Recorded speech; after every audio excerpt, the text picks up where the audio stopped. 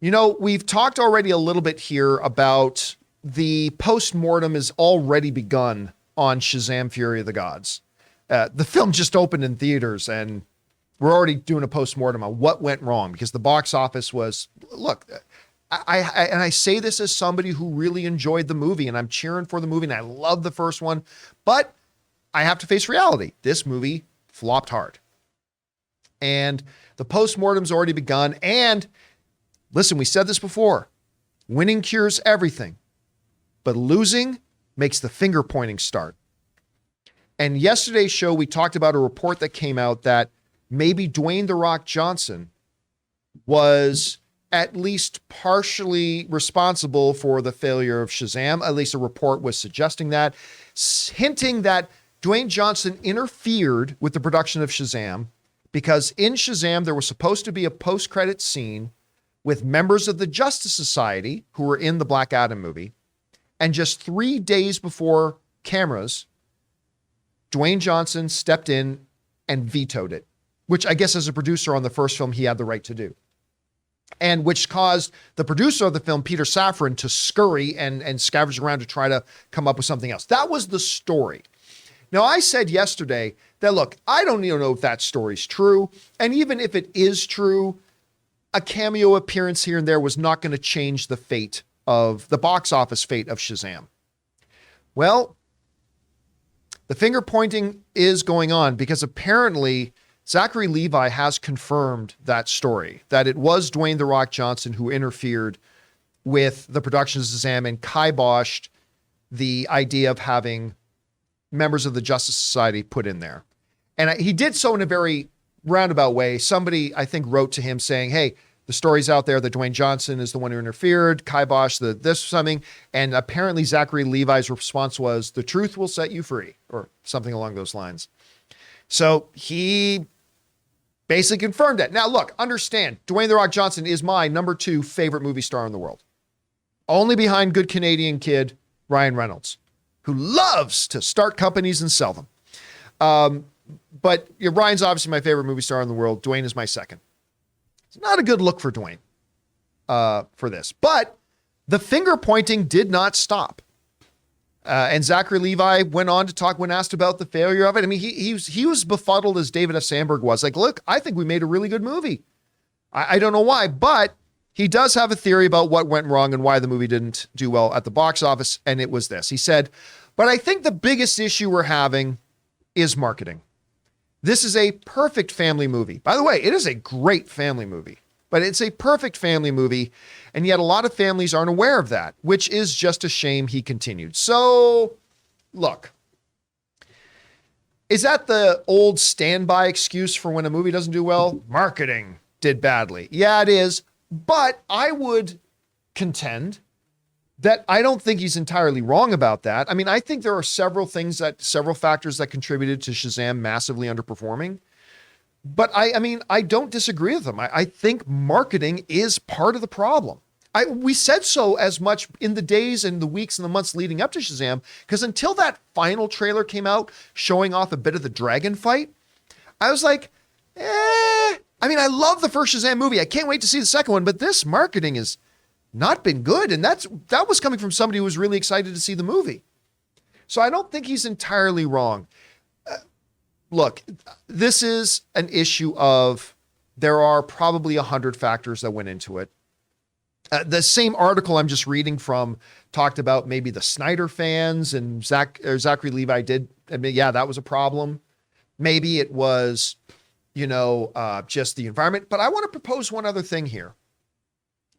One of the things when it comes to comic book movies that I talk about a lot on this show is that, despite the blind fanboys who are like DC versus Marvel and all that kind of stuff, the reality is that Kevin Feige has always cheered for good DC movies to happen because he knows that the average moviegoer doesn't care about the company brand that pops up on screen before the movie starts.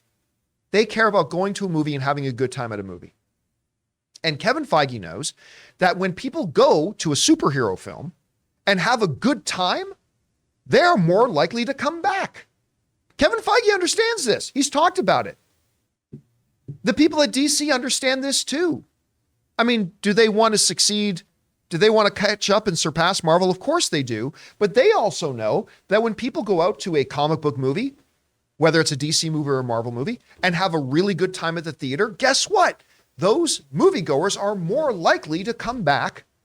Not automatic, but it's more likely that they will come back for the next one. The problem is the opposite is true as well, I believe. When you get a bunch of comic book movies that come out that are maybe okay or underwhelm, I think that can hurt everybody. A rising tide raises all ships, a lowering tide lowers all ships. And what have we had lately with comic book movies in the theaters?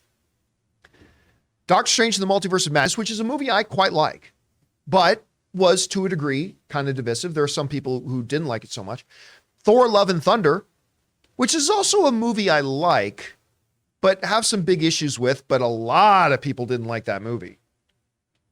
We've had Black Adam, which is a movie I like, but it had problems, and a lot of people are very vocal about those problems.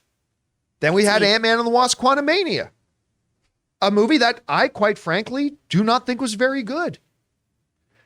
So not only was Shazam struggling with maybe a little Dwayne "The Rock" Johnson interference, maybe some bad marketing, maybe the Snyder stuff they mentioned, maybe, but I think it also was a little bit, it's suffering from the current environment of comic book movies.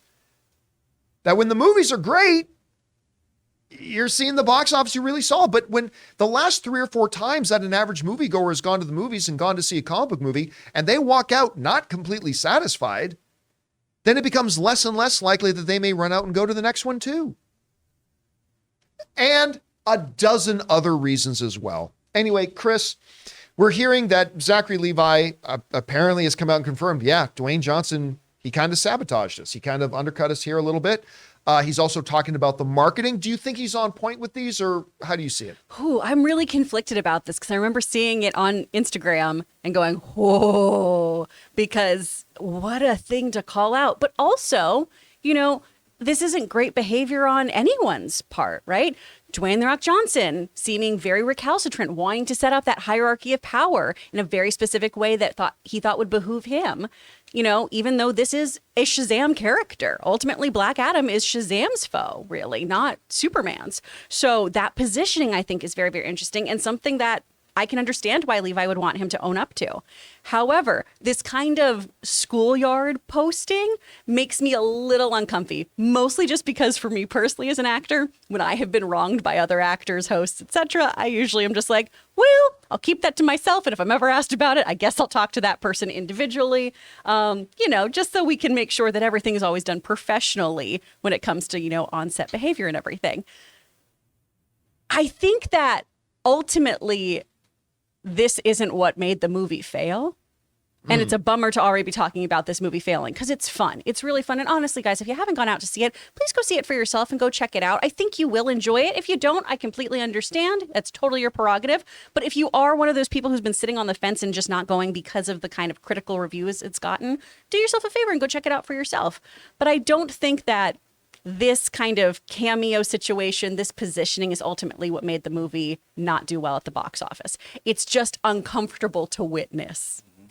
You brought up something, and I really should say something here too. Look, you got to understand, Dwayne "The Rock" Johnson, my second favorite movie star.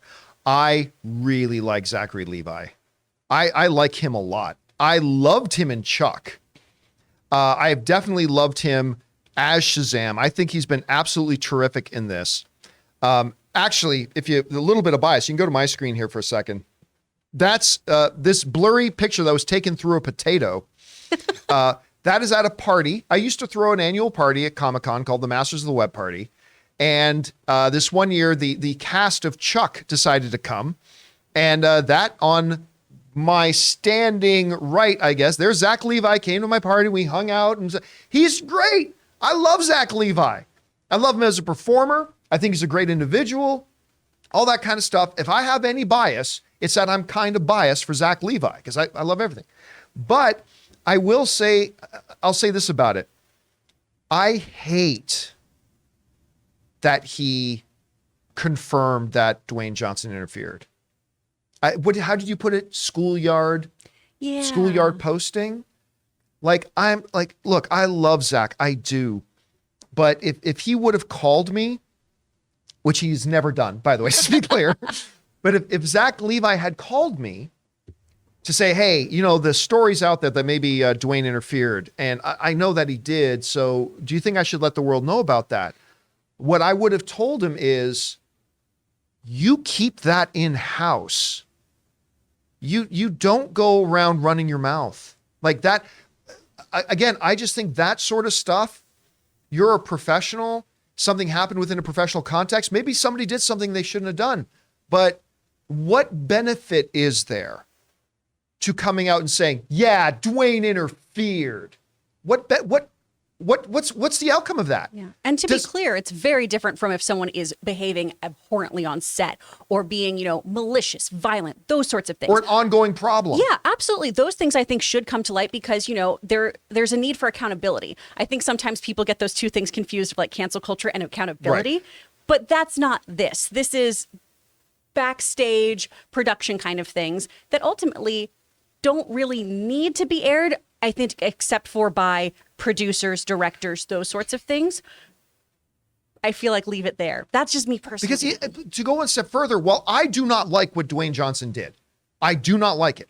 Again, he's my second favorite guy, but I don't like that he decided to mess up with with something they tried to do with Shazam. That was very petty too. But he did something that was completely within his rights to do.